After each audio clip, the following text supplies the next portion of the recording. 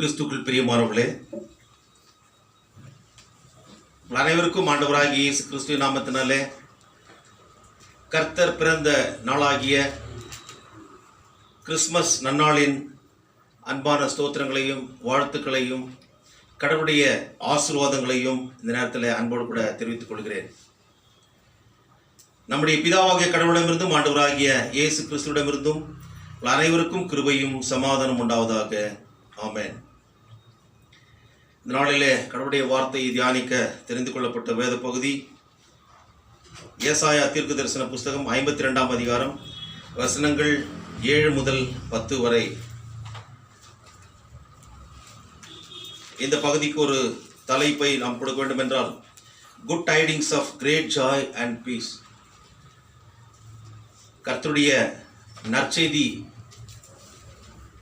மக்களுக்கு ஒரு பெரிய ஒரு சந்தோஷத்தையும் சமாதானத்தையும் கொடுக்கின்ற ஒரு செய்தியாக இருக்கிறது.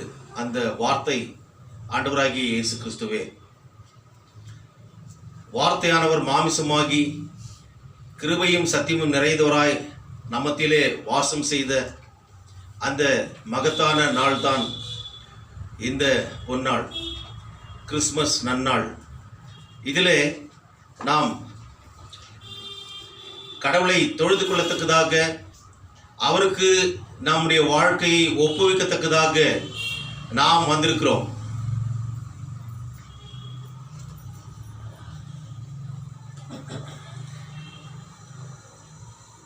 ஏழாம் வசனத்தில் பார்க்கின்ற போது, 52ஆம் அதிகாரம் 7ஆம் வசனத்தில் பார்க்கின்ற போது, சமாதானத்தை கூறி நற்காரியங்களை சுவிசேஷமாய் அறிவித்து ரட்சிப்பை பிரசித்தப்படுத்தி உன் தேவன் ராஜரிகம் பண்ணுகிறார் என்று சீயோனுக்கு சொல்லுகிற சுவிசேஷகனுடைய பாதங்கள் மலைகளின் மேல் எவ்வளவு அழகா இருக்கின்றன.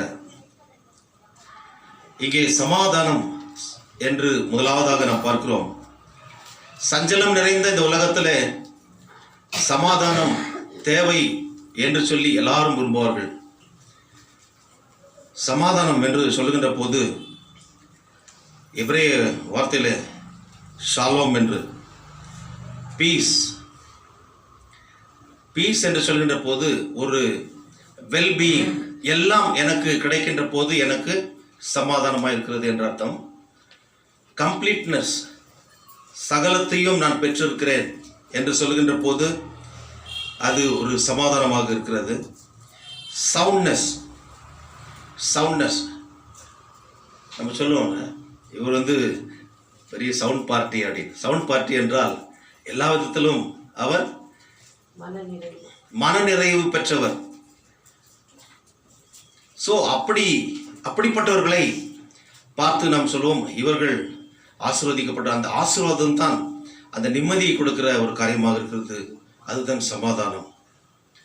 மத்தேயு எழுதின சுவிசேஷம் 5ஆம் அதிகாரம் 9ஆம் வசனத்தில் பார்க்கின்ற போது, blessed are the peacemakers, they will be called the children of God. சமாதானம் பண்ணுகிறவர்கள் தேவனுடைய புத்திரர் எனப்படுவார்கள். சமாதானம் பண்ணுகிறவர்கள் பாக்கியவான்கள், அவர்கள் தேவனுடைய புத்திரர் எனப்படுவார்கள் என்று சொல்லி நாம் பார்க்கிறோம். இதனுடைய பிசிக்கல் மீனிங் ஆஃப் ஷாலோம் என்ன என்று பார்க்கின்ற போது பாதுகாப்பை அது குறிக்கிறது. சங்கீதம் 4:8 பார்க்கின்ற போது it is mentioned as security. Peace is nothing but security, பாதுகாப்பு. எல்லா விதத்திலும் கடவுள் நம்மை பாதுகாக்கின்ற போது நமக்கு ஒரு பயம் என்பது இல்லாமல் போகும். பயமே இல்லை என்று சொல்கின்ற போது அது ஒரு நிம்மதி. ஏசாயா 26:3 பார்க்கின்ற போது பூரண சமாதானம் என்று இங்கே சொல்லப்படுகிறது. கண்டென்ட்மெண்ட், கடவுளை முழுமையாக முற்றிலுமாக அவரை சார்ந்து நாம் வாழ்கின்ற போது நமக்கு என்ன கிடைக்கிறது? பூரண சமாதானத்தை அவர் கொடுக்கிறார். ஏசாயா 26:3 அங்கே நாம் பார்க்கின்றது பூரண சமாதானம். ஏசாயா 26:3 வேகமாக படிங்கள்.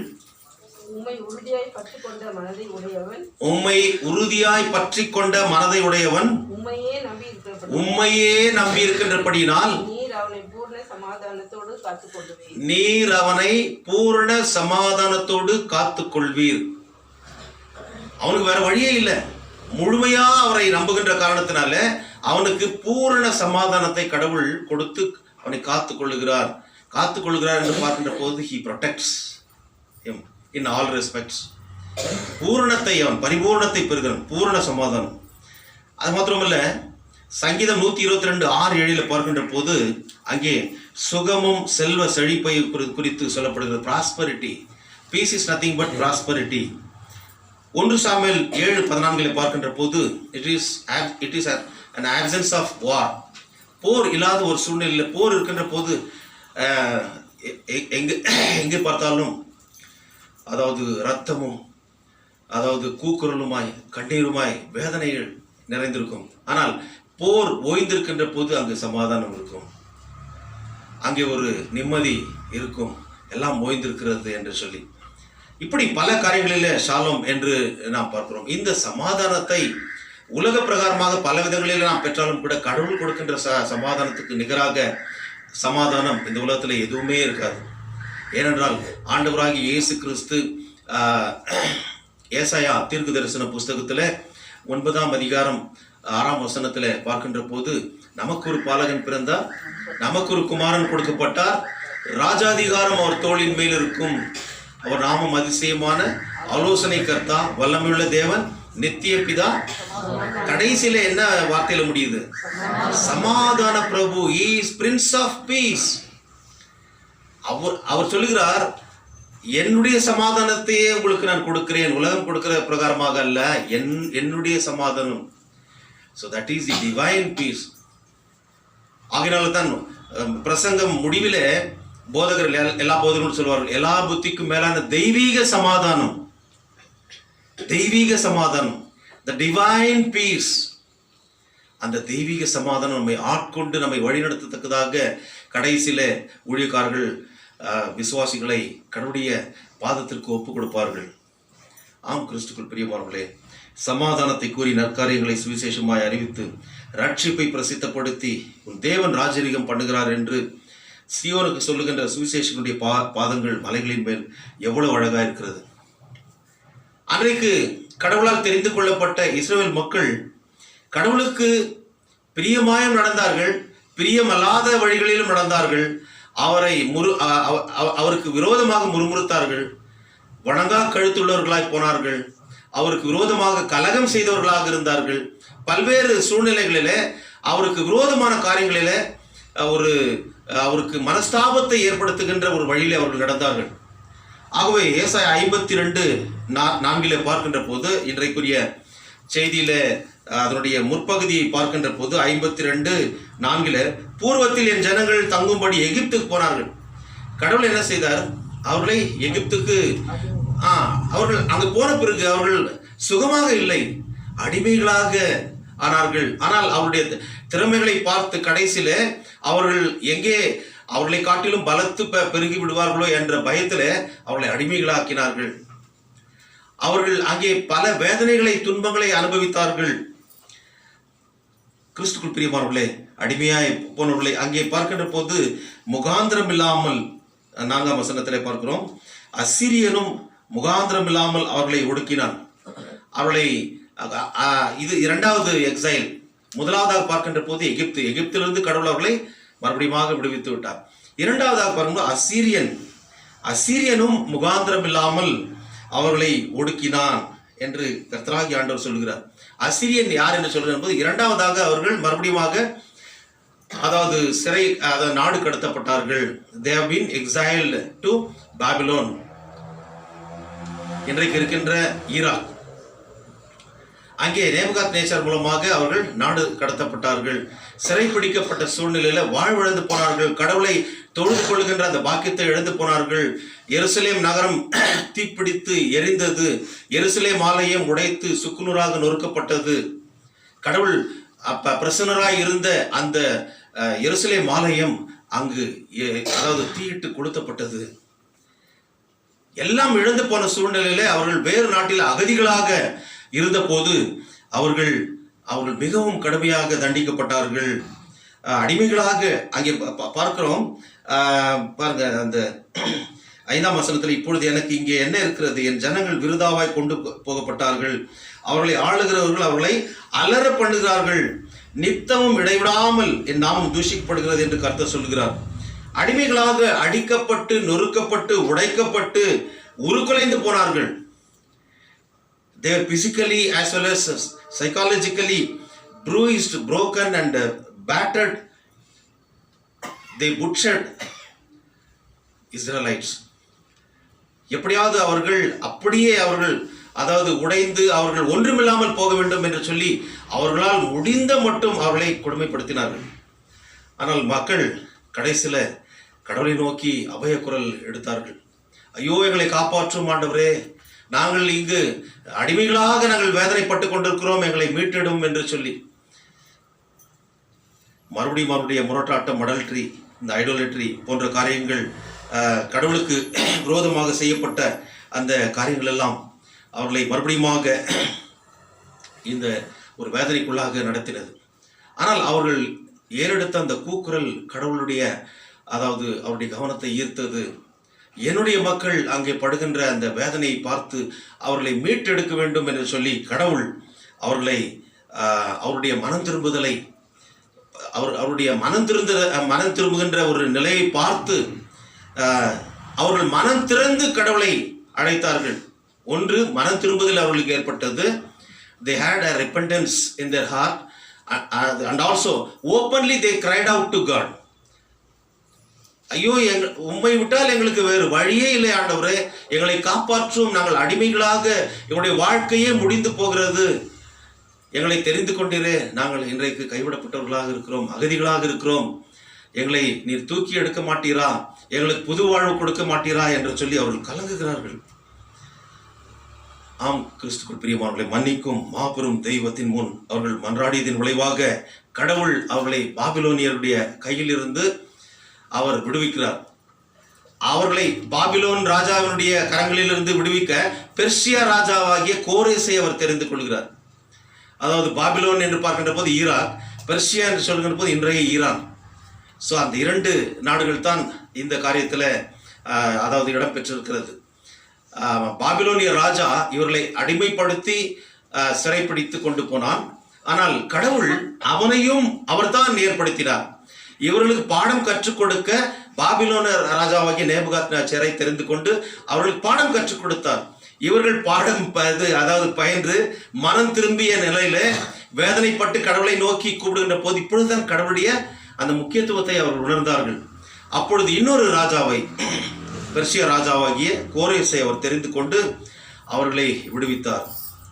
ஒரு ராஜாவை கொண்டு ஒடுக்கவும் ஒரு ராஜாவை கொண்டு மீட்கவும் சகல அதிகாரத்தையும் படைத்த கடவுள் அவர் ராஜாதி ராஜாவாகவும் கர்த்தாதி கர்த்தாவாகவும் என்றென்றைக்கும் ராஜரிகம் செய்கின்ற தேவனாக அவர் இருக்கிறார்.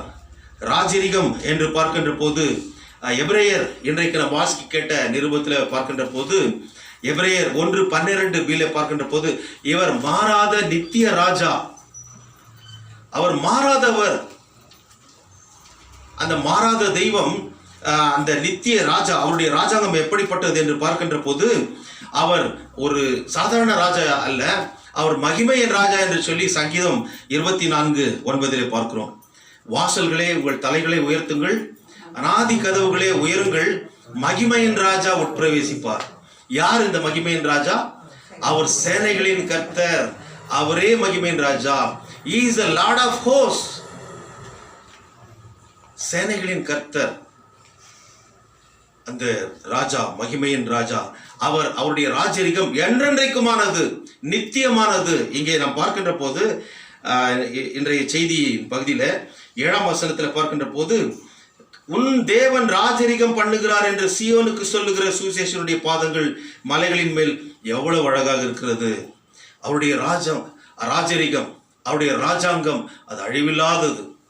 ஆகவே தான் லூக்கா எழுதின சுவிசேஷத்தில் அந்த தேவதூதன் வந்து மரியாதை சொல்கின்ற போது அவர் தாவீதின் சிங்காசனத்தை அவருக்கு கொடுப்பார், அவர் யாக்கோபின் குடும்பத்தை என்றென்றைக்கும் அரசாடுவார், அவருடைய அரசாட்சிக்கு முடிவே இராது என்று.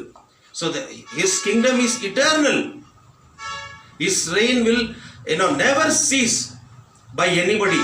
ஏனென்றால் அது உலகத்துக்குரியதல்ல, அது மேலோகத்துக்குரியது. நித்தியத்துக்குரியது.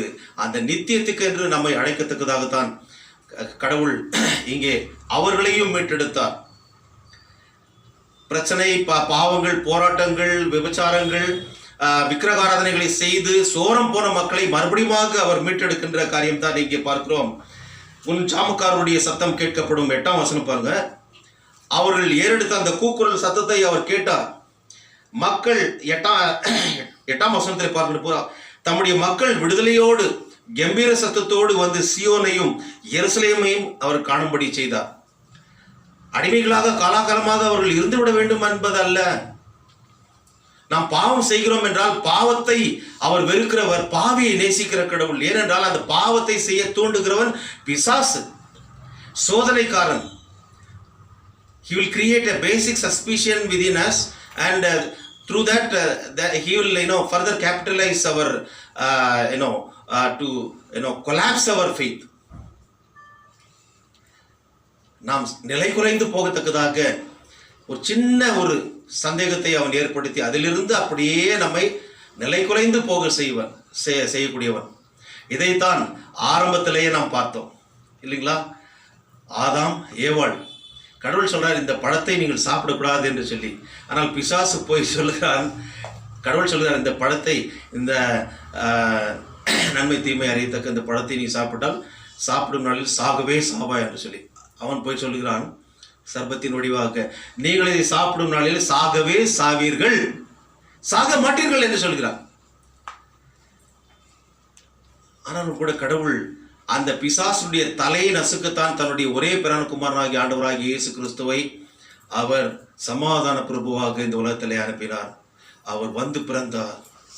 அதைத்தான் தீர்க்கன் ஏசாயா 9ஆம் அதிகாரம் 6ஆம் வசனத்துல மிக அழகாக சொன்ன, சமாதான பிரபு, அவர் நித்திய பிதா, வல்லமையுள்ள தேவன், ராஜாதிகாரம், முழு அதிகாரத்தையும் படைத்த கடவுள் நம்மை மீட்க இந்த உலகத்தில் அவர் ஏழ்மை கோலம் எடுத்து வந்து பிறந்தார். கிறிஸ்துக்குள் பிரியமானவர்களே, இந்த தேவன் அன்றைக்கு அவர்களை மீட்டெடுத்து அடுத்ததாக என்ன செய்கிறார் என்று பார்க்கின்ற போது, கர்த்தர் சியோனை திரும்பி வர பண்ணும்போது அதை கண்ணார காண்பார்கள். 9ஆம் வசனத்தில் பாருங்கள், எருசலேமின் பாழ ஸ்தலங்களே முழங்கி ஏகமாய் கம்பீரித்து பாடுங்கள். அவர்களுக்கு பாடம் கற்றுக் கொடுக்க தான் வாசம் செய்த எருசலேம் ஆலயம் சின்ன பின்னமாக போகத்தக்கதாக கடவுள் அன்றைக்கு அவர்களுக்கு ஒரு பாடத்தை கற்றுக் கொடுத்தார். ஆனால் மறுபடியும் அவரை வந்து உண்மையாக ஆவியோடும் கருத்தோடும் முழு மனதோடும் அவர்கள் தொழுது கொள்ளத்தக்கதாக மறுபடியும் எருசலேம் புனரமைக்கப்படுகிறது, சீரமைக்கப்படுகிறது. அந்த கம்ப்ளீட் ரெனோவேஷன், ஒரு கம்ப்ளீட் ரீவாம்பிங் பண்ணுவதற்காக இவர்களை விடுவித்து அனுப்புகிறார். கர்த்தர் தம்முடைய ஜனங்களுக்கு ஆறுதல் செய்து எருசலேமை மீட்டு கொண்டார். எருசலேம் என்று பார்க்கின்ற போது அது it is a city of peace. ஏர் ஷாலயம் என்று சொல்லி, எரு ஷாலயம் என்ற வார்த்தைக்கு எருசலேம் என்றால் சிட்டி ஆஃப் பீஸ், சமாதானத்தின் நகரம். ஆனால் அன்றைக்கு அவர்கள் அங்கே சஞ்சலப்படுகின்ற ஒரு நிலைமை ஏற்பட்டது, வேதனைப்படுகின்ற ஒரு நிலைமை ஏற்பட்டது. ஏனென்றால் அந்த சமாதானத்தை கடவுள் கொடுக்கவும் முடியும், அதை எடுத்துக்கொள்ளவும் முடியும். அவருக்கு விரோதமாக நாம் வாழ்கின்ற போது அந்த சமாதானத்தை நம்மிடத்தில் இருக்கிற சமாதானத்தை அவர் எடுத்துக்கொள்ள அவருக்கு சகல அதிகாரம் உண்டு. ஏனென்றால் முழு அதிகாரம் அவரிடத்தில் இருக்கிறது. ராஜாதிகாரம் அவர் தோளின் மேல் இருக்கும், கர்த்தத்துவம் அவர் தோளின் மேல் இருக்கும். கிறிஸ்துக்குள் பிரியமானவர்களே, கர்த்தர் தமது ஜனங்களுக்கு ஆறுதல் செய்து எருசலேமை அவர் மீட்டுக் கொண்டார். எருசலேம் சியோன் என்று பார்க்கின்ற போது இந்த 52ஆம் அதிகாரத்தில் பல இடங்களிலே எருசலேம் சியோன், எருசலேம் சியோன் என்று வரும். எருசலேம் என்று பார்க்கின்ற போது அந்த அவர்கள் இழந்து போன சமாதானத்தை மறுபடியும் கொடுக்கத்தக்கதாகவே அவர்களை மீட்டெடுத்தார். அந்த துன்பத்திலிருந்து அவர்களை மீட்டெடுக்கின்ற போது அவர்களுக்கு அந்த சமாதானம் கிடைக்கும். ஏனென்றால் சமாதானத்தின் தேவன் அவர்களோடு கூட இருந்து அவர்களை விடுவிக்கிறார். கிறிஸ்துக்குள் பிரியமானவர்களே, இயேசுவும் இந்த ராஜ்யத்தின் சுவிசேஷத்தை இந்த பூவுலகிலே அவர் அறிவிக்க வந்தபோது, இன்றைக்கு அதாவது பாவிகளை ரட்சிக்க அவர் வார்த்தையானவர் மாமிசமாகி கிருபையும் சத்தியம் நிறைந்தவராய் நம்மத்திலே அவர் வந்து வாசம் செய்தார். ஆம் கிறிஸ்துவுக்குள் பிரியமானவர்களே, சமாதானத்தை அருளுகின்ற இயேசு கிறிஸ்து இயேசு கிறிஸ்துவை நாமும் கூட இந்த இங்கே சொல்லப்பட்டிருக்கின்ற ஏசாயா 52ஆம் அதிகாரத்தில் சொல்லப்பட்டிருக்கிறது போல நாமும் கூட அறிவிக்க வேண்டும். அன்றைக்கு இந்த சமாதானத்தின் செய்தி, அதாவது கிடைக்க வேண்டும் என்று சொல்லி அவர்கள் அழுது புலம்பினார்கள். ஆனால் இன்றைக்கு இந்த சமாதானத்தை கொடுக்கிறவரை அறியாமல் நம்முடைய தேசமும் உலகமும் அநேக கோடிக்கணக்கான மக்கள் இன்றைக்கும் இந்த சமாதானம் இல்லாமல், ஆண்டவராக இயேசு கொடுக்கின்ற சமாதானம் இல்லாமல், அவர் இல்லாமல் வாழ்ந்து கொண்டிருக்கிறார்கள். அவர்களுக்கு நாம் இந்த சமாதான செய்தியை நாம் கூறி அறிவிக்க வேண்டும். God calls us to be the messengers of peace.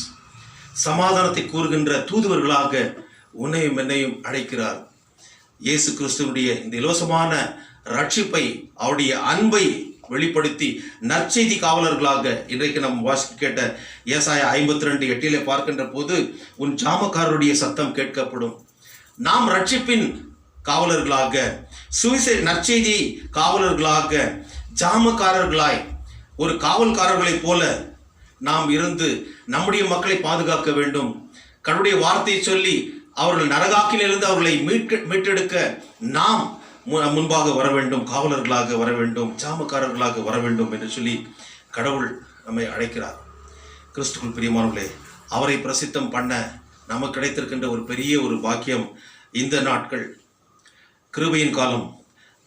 இன்றைக்கு வாசிக்க கேட்ட சுவிசேஷத்தில் பார்க்கின்ற போது, யோவான் எழுதின சுவிசேஷம் 1ஆம் அதிகாரம் 1-14 வரை பார்க்கின்ற போது, யோவான் ஸ்நானகன் வந்து அங்கே வார்த்தையாய் இருந்து, ஆதியிலே வார்த்தையானவர் மாமிசமானார், அவராலே எல்லாம் சிருஷ்டிக்கப்பட்டது என்று சொல்லி 1ஆம் வசனம் 2ஆம் வசனத்திலே பார்க்கிறோம். அந்த ஒளியை குறித்து அவன் சாட்சி கொடுக்க வந்தான். பாருங்க, ரொம்ப அழகான வார்த்தைகள் யோவான் எழுதின சுவிசேஷத்தில் பார்க்கின்ற போது, அவர் ஆதியிலே தேவனோடு இருந்தார், சகலமும் அவர் மூலமாய் உண்டாயிற்று, உண்டானதொன்றும் அவராலே இல்லாமல் உண்டாகவில்லை. இன்றைக்கு நாம் வாசிக்கிட்ட எபிரேயர் 1:2b பார்க்கின்ற போது கூட அவர் மூலமாய் எல்லாம் உண்டாயிற்று என்று இருக்கிறது. அவர் மூலமாய், அவராலே, அவருக்குள்ளாக, அவரில் எல்லாம் உண்டாயிற்று. அந்த வார்த்தையானவர் மாமிசமாகி, அதாவது வாழ்விழந்து கிடந்த இருளில கிடக்கின்ற மக்களுக்கு ஜீவ ஒளியாக அவர் வந்தார். ஆகவே தான் 4ஆம் வசனத்தில் பார்க்கிறோம், அவருக்குள் ஜீவன் இருந்தது, அந்த ஜீவன் மனுஷருக்கு ஒளியா இருந்தது. இருளில வாழ்கின்ற மக்கள் பெரிய வெளிச்சத்தை கண்டார்கள், மரண இருளின் தேசத்தில் குடியிருக்கிறவர்கள் மேல் வெளிச்சம் பிரகாசித்தது என்று சொல்லி ஏசாயா 9ஆம் அதிகாரம் 2ஆம் வசனத்தில் நாம் பார்க்கிறோம். இருளில் நடக்கிற ஜனங்கள் பெரிய வெளிச்சத்தை கண்டார்கள், மரண இருளின் தேசத்தில் குடியிருக்கிறவர்கள் மேல் வெளிச்சம் பிரகாசித்தது. அந்த வெளிச்சம் சும்மா வெளிச்சமா இருக்கின்ற இடத்துல இல்ல, இருளிலே அது பிரகாசிக்கிறது, மக்களுடைய உள்ளத்திலே அது பிரகாசிக்கிறது. அந்த இருளிலே பிரகாசிக்கிற அந்த ஜீவ ஒளியை, பிரகாசிக்கிற ஒளியை, அந்த மெய்யான ஒளியை யோவான் ஸ்நானகன் அறிவிக்க வந்தார். அவர் அந்த ஒளி அல்ல, அந்த ஒளியை குறித்து சாட்சி கொடுக்க கடவுளால் அனுப்பப்பட்டவர். ஏனென்றால் இந்த உலகத்துல 9ஆம் வசனம் பாருங்கள், யோவான் 1ஆம் அதிகாரம் 9ஆம் வசனத்துல, உலகத்திலே வந்து வந்து வந்து எந்த மனுஷனையும் பிரகாசிப்பிக்கிற ஒளியே அந்த மெய்யான ஒளி. எந்த மனுஷனையும் எந்த மனுஷியையும் பிரகாசிப்பிக்கிற ஒளி. அந்த ஒளி சாதாரண ஒளி அல்ல, அது ஜீவ ஒளி, அது மெய்யான ஒளி, அது பிரகாசிக்கிற ஒளி. நம்மிலே விசுவாசம் குறைந்திருக்கின்ற போது நம்மை பிரகாசிப்பிக்கிற ஒளி. இன்றைக்கு வாசிக்கிட்ட ஏசாயா தீர்க்கதரிசன புஸ்தகத்தில் கூட பாருங்கள், 51ஆம் அதிகாரத்தில் 9ஆம் வசனத்தில், எழும்பு எழும்பு பலன்கொள். பலவீனமாக இருக்கின்ற நமக்கு சொல்லுகின்ற ஒரு காரியம், எழும்பு எழும்பு பலன்கொள், கமான் அவேக். நம்மை தட்டி எழுப்புகிறார், நமக்கு பலத்தை கொடுக்கிறார்.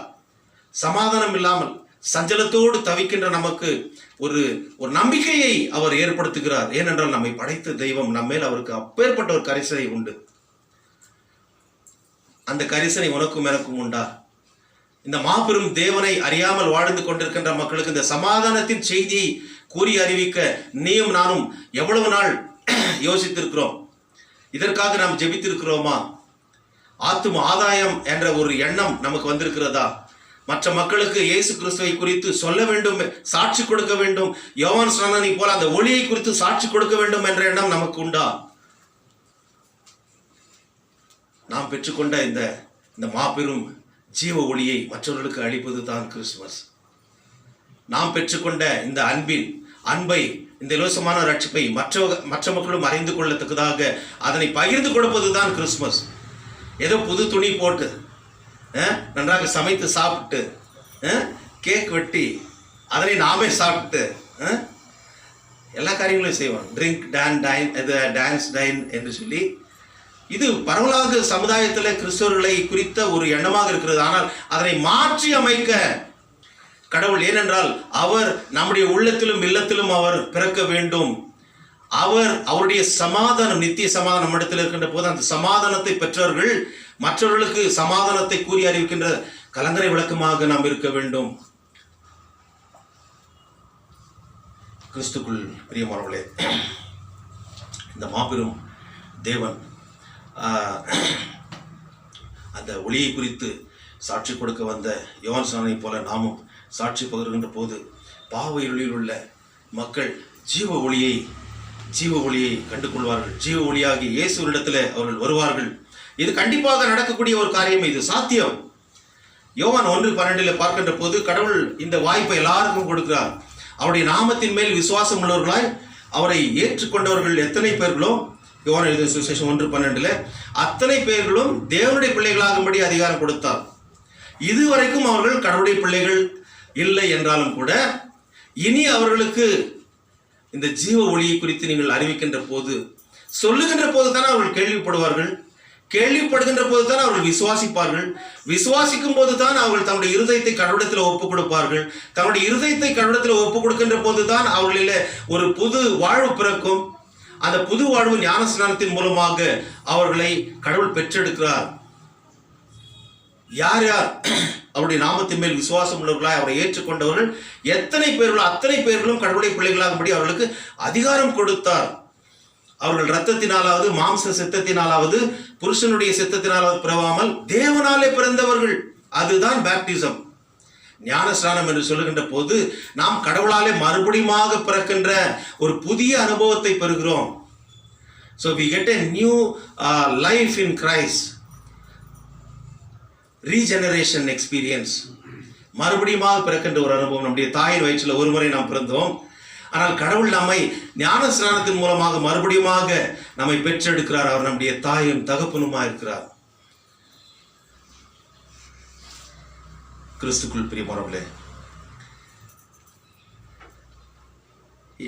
14ஆம் வசனத்தில் பார்க்கின்ற போது இன்று அந்த வார்த்தையானவர் 1 யோவான் 1ஆம் அதிகாரம் 14ஆம் வசனத்தில் இன்று அந்த வார்த்தையானவர் மாம்சமாகி கிருபையும் சத்தியமும் நிறைந்தவராய் நம்மத்திலே வாசம் பண்ண அவர் பிறந்திருக்கிறார். இரட்சகராக பிறந்திருக்கிறார்.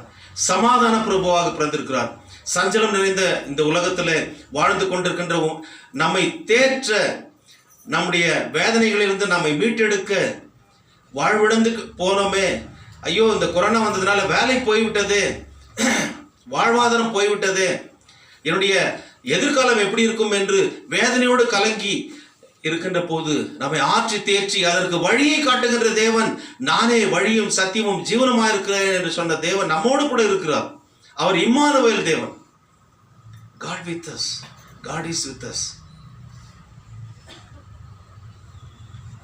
நொறுங்கின உள்ளத்தோடு நாம் வருகின்ற போது அன்றைக்கு இஸ்ரவேல் மக்களை மீட்டெடுத்த தெய்வம் இன்றைக்கு நம்மையும் மீட்டெடுக்க தன்னையே இந்த உலகத்தில் தியாக பலியாக கொடுத்த தெய்வம் நம்முடைய தேசத்து மக்களையும் உலகில் உள்ள கடவுளை அறியாமல் வாழ்ந்து கொண்டிருந்த மக்களையும் அவர் மீட்டெடுத்து பரலோகத்தில் கொண்டு வந்து சேர்க்கின்ற ஒரு பெரிய பாக்கியத்தை நாம் பெற வேண்டும் என்றால் அவர்களுக்காக ஜெபிக்க வேண்டும், அவர்களுக்கு அறிவிக்க வேண்டும்.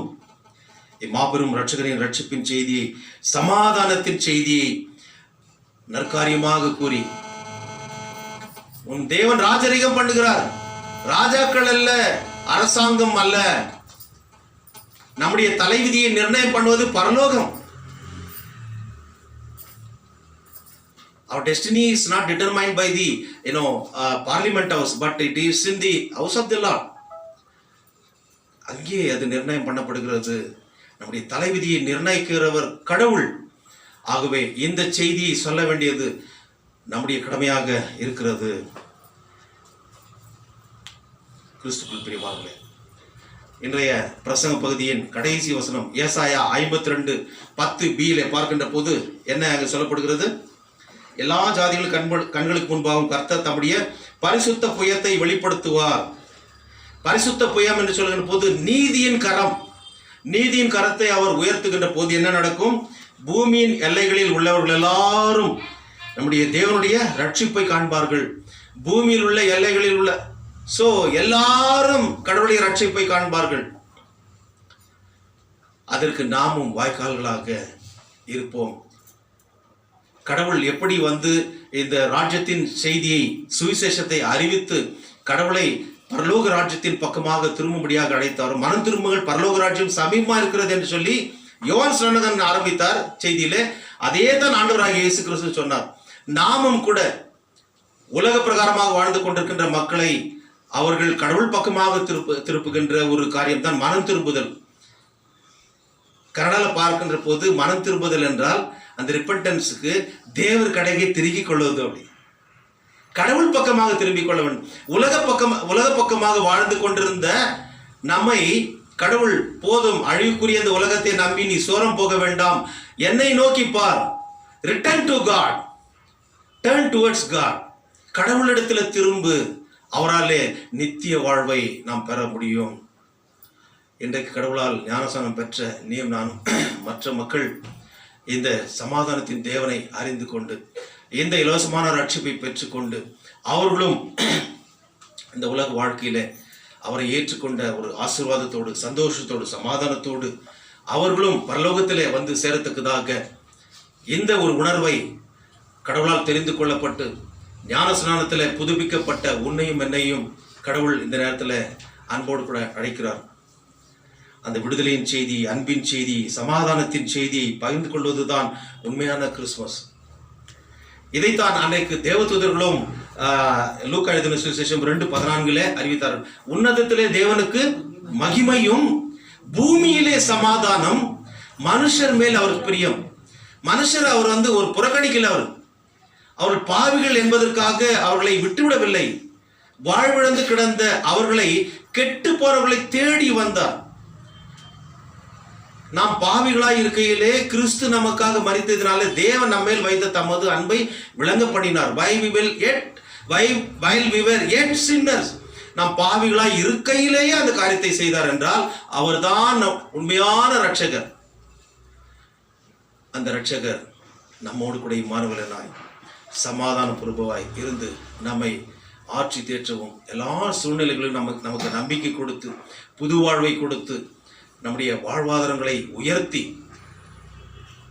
கலக்கத்தின் மத்தியில நமக்கு ஒரு அருமருந்தாக இருந்து நம்மையும் உலக மக்களையும் அவர் ரட்சித்துக் கொள்ள ஆவலாக இருக்கிறார். இந்த காரியத்தை நிறைவேற்ற நீயும் நானும் அவருக்கு ஒத்துழைப்பு கொடுத்து, அவரிடத்துல அன்றைக்கு இஸ்ரவேல் மக்கள் கதறி கூப்பிட்டதை போல எங்களுடைய மக்களையும் நீ ரட்சியும் கர்த்தாவே, ரட்சகரே, இம்மானுவேலனே, என்னுடைய இந்திய தேசத்து மக்களை, உலகில் உள்ள உம்மை அறியாத மக்கள் உம்மிடத்துல சேரும்படியாக ரட்சகராகி உம்மை தெரிந்து கொள்ள எங்களை ஒரு வாய்க்காலாக எடுத்து பயன்படுத்தும் என்று சொல்லி நாம் ஒப்பு கொடுத்து இந்த செய்தியை மற்றவர்களுக்கு நாம் அறிவித்து வாழ்கின்ற போது அதுதான் உண்மையான கிறிஸ்துமஸ். ஆகவே கடவுளுக்கு ஏற்ற சாட்சிகளாக சஞ்சலம் நிறைந்த இந்த உலகத்துல சமாதானத்தோடு வாழ சமாதான பிரபு தாமே நம்மை பலப்படுத்தி ஆசீர்வதித்து காப்பாராக. ஆமென். எல்லா புத்திக்கு மேலான தெய்வீக சமாதானம் நம்முடைய இருதயங்களையும் சிந்தனைகளையும் கிறிஸ்து இயேசுக்குள்ளாக நம்மை பலப்படுத்தி காப்பாராக.